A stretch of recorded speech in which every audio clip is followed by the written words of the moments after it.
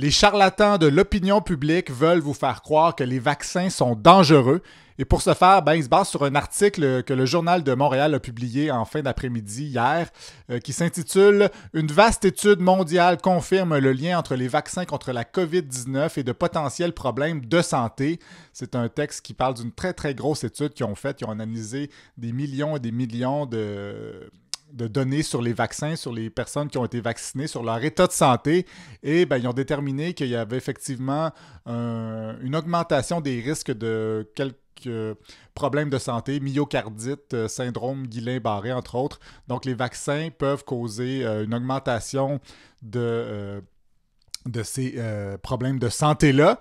Sauf que l'article dit aussi que les chercheurs ont précisé dans leur analyse que les infections à la COVID-19 se sont révélées plus susceptibles de provoquer les problèmes de santé observés que la vaccination. Et effectivement, quand on va voir l'étude, on nous dit par exemple que dans le cas des myocardites, le risque de développer une myocardite après la deuxième dose du vaccin contre la COVID, c'est de 35,9 par 100 000 personnes. Et si vous attrapez la COVID, c'est 64,9 par 100 000 personnes.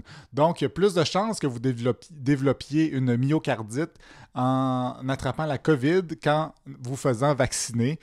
Et ça, évidemment, les complotistes du vaccin en parlent pas sur les réseaux sociaux, même s'ils partagent à profusion cette nouvelle-là. Et l'affaire, c'est qu'ils partagent cette nouvelle-là en mettant seulement des captures écran. Et pas de lien vers l'article. Éric Duhem, Jérôme Blanchet-Gravel, le dude qui a pris le compte d'André Arthur, entre autres, ont partagé cette nouvelle-là, juste mis une capture écran d'un bout du titre de l'article du Journal de Montréal, sans mettre de lien pour aller lire toute l'information. Et évidemment, on essaie de nous arnaquer avec ça parce que les gens iront pas nécessairement voir le texte au complet. Et s'ils vont voir le texte au complet, déjà, c'est quand même assez compliqué de comprendre des études scientifiques. Moi, je cite ce que des experts ont analysé de cette étude-là, mais je connais pas ça plus que n'importe qui. Mais je suis quand même capable de savoir que c'est compliqué de comprendre une étude scientifique. On parle de l'effet Dunning-Kruger, là, quand les gens pensent qu'ils sont plus compétents qu'ils le sont, puis sont capables de comprendre quelque chose que des experts ont mis des années à comprendre. Donc, les charlatans de l'opinion publique se servent de ça, se servent du fait que les gens ont perdu un peu le sens, ont de la misère à évaluer le sens des proportions des choses parce que, des fois, on a de la misère à juger d'une anecdote par rapport à un phénomène social. Mais c'est le cas aussi avec les statistiques. Des fois, on a de la misère à comprendre que, oui, il y a une augmentation, mais c'est tellement minuscule que ça n'a pas vraiment un impact sur la santé. Puis les bénéfices de la vaccination sont bien plus grands que les risques qu'elle cause. Et ça a un vrai impact sur la santé des gens. Là, on sait, comme je viens de dire, attraper la COVID, plus de chances de développer une myocardite, mais il y a aussi le cas il y a des cas de rougeole en ce moment dans des écoles en Floride où 11% des élèves n'ont pas été vaccinés contre la rougeole. Puis là, il y a une épidémie, pas une épidémie, mais il y a une recrudescence de la rougeole dans cette école-là. Parce que les parents ont peur des vaccins à cause de gens comme ça qui font du capital politique ou du capital financier sur le dos du monde en les désinformant. Parce que omettre de partager un lien, omettre des informations, c'est aussi de la désinformation. Donc, quand vous voyez une capture écran sur les réseaux sociaux avec pas de lien pour aller lire la totalité de l'article, posez-vous des questions. D'ailleurs, je vous invite à vous abonner à l'infolettre astar.ca pour accéder à tous les liens dont je vous parle dans cette vidéo. Et pour la suite de toutes les autres nouvelles, je vous invite à aller sur YouTube, là où je parlerai d'autres éléments de cette revue de presse du jour. Entre autres, aujourd'hui, on se demande, Richard Etu se demande pourquoi Trump ménage-t-il Poutine? Selon une théorie, c'est pas parce que c'est un agent du KGB, c'est juste que Trump s'incline devant Poutine pour les mêmes raisons qu'il s'incline devant d'autres dictateurs. C'est un homme faible, il a peur de la confrontation, il préfère se rendre de manière préventive pour se protéger plutôt que se battre pour protéger les autres. Une théorie comme une autre. Toujours sur le blog de Richard Etu, la Russie impliquée dans les fausses allégations contre les Biden. Oui, encore cette histoire là des accusations contre le fils de Joe Biden qui était complètement bidon. Puis ce serait la Russie qui serait peut-être impliquée là-dedans. Donc, à lire sur le blog de Richard Etu.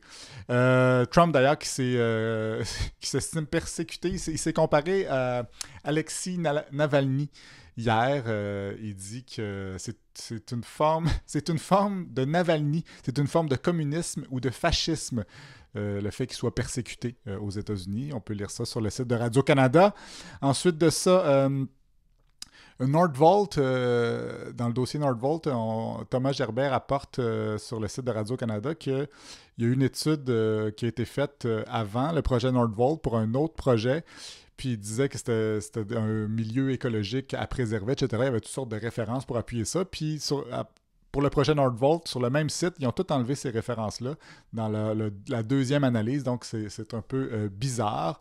Dans le Journal de Montréal, on parle de la chefferie du PLQ et il semble-t-il qu'il y a des libéraux qui sont en mode recrutement là, parce qu'ils ne veulent pas avoir Denis Coderre comme chef. On parle entre autres de Charles Milliard.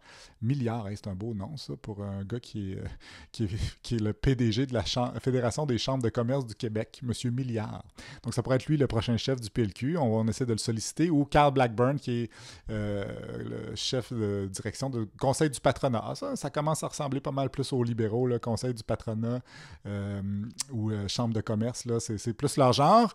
Ensuite de ça, Marc-André Grenon, reconnu coupable.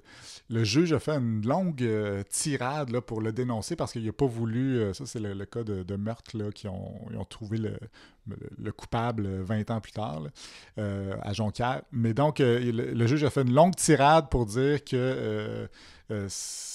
pour chicaner, en fait, le meurtrier.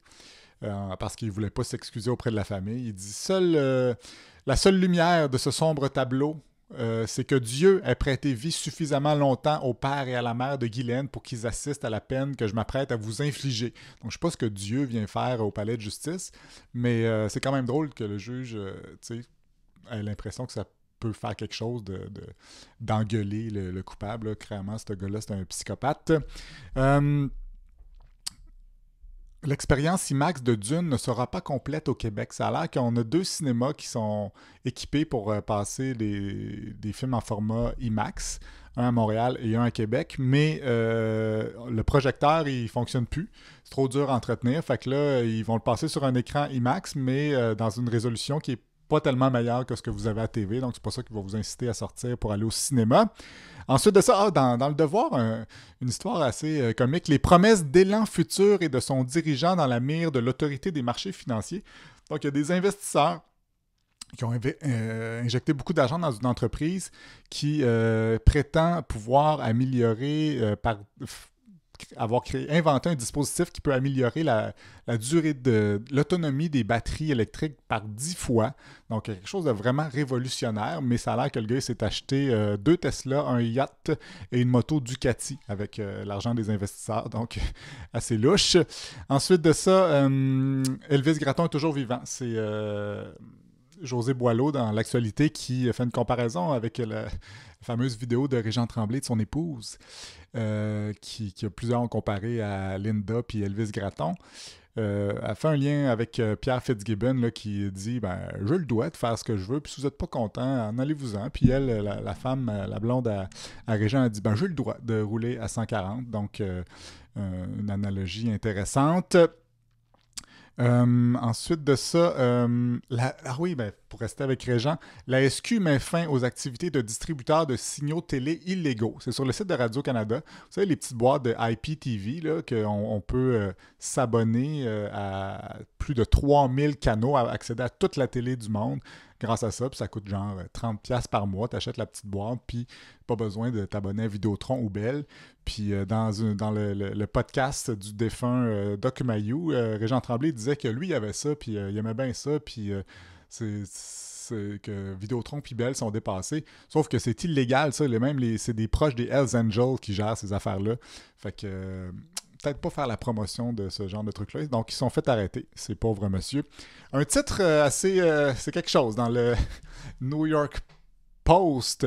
Transgender Muslim inmate serving 55 years for killing baby files 150 000$ lawsuit for not being allowed to wear hijab. Donc, un transgenre musulman en prison pour 55 ans pour avoir tué un bébé intente une poursuite de 150 000 parce qu'on ne lui permet pas de porter un hijab. Quand même un titre assez hot. Et ce qu'on voit pas, c'est que sur la photo, en plus, ce prisonnier-là, prisonnière, la traduction me confond, mais ils n'ont pas réussi à plugger qu'il souffrait aussi de strabisme parce qu'il a un petit peu les yeux croches et des tatous d'en face. Ça a l'air d'une belle histoire. Et parlant de belle histoire, dernier petit truc, la fameuse famille chrétienne là, du Canada qui a décidé d'aller vivre en Russie pour se sauver des LGBTQ puis des trans, parce qu'on était envahi par ça ici au Canada, bien sûr. Finalement, ils trouvent pas ça si cool, la Russie, parce que les banques russes ont saisi tout leur argent.